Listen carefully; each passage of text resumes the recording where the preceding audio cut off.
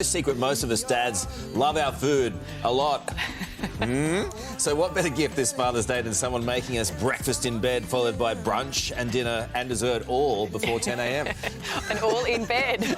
So I think we get what Karl wants for Sunday. Yeah. Nine Honey's Jane DeGruff is here to show us some delicious recipes that are so easy.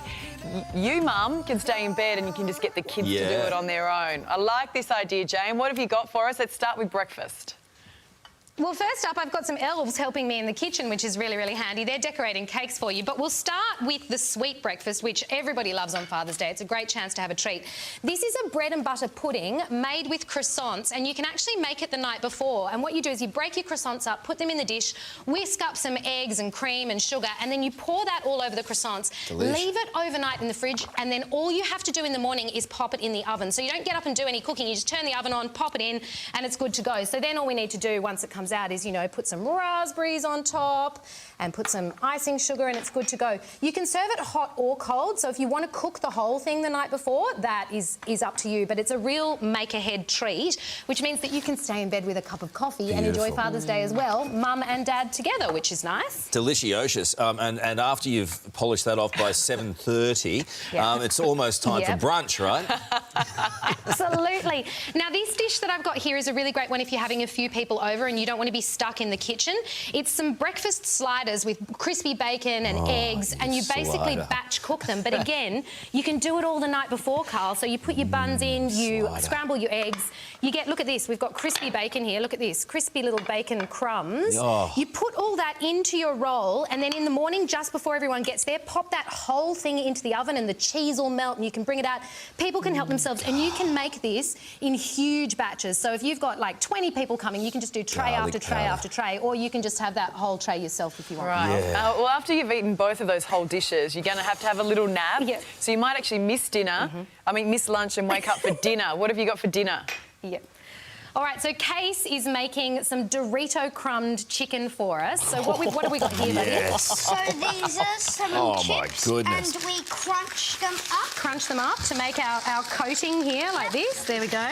Tip them in. That's in with some Parmesan cheese, and then show them how you coat the chicken, buddy.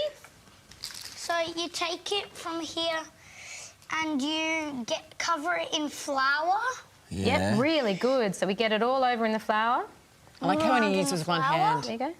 So you've got flour he's trying on to keep the other one clean. He's got technique.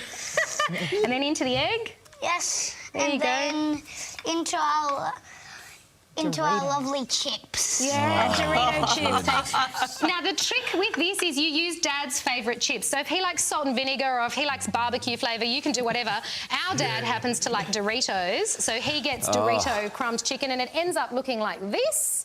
And if you want to try and be healthy, you can serve it with a side salad and some hot chips. But it's a good one for the kids because they can get their hands, you know, like right in there and really get all the pieces done, which is lots of fun. Yes, I love that. I know, you love burgering. It works with, and pretzels and anything crunchy because you're cheating the crunch. You're getting the extra crunch in there. You've got to try it. You really do. And really quickly, what about, after all that beautiful, magnificent food, what about something light and refreshing for dessert?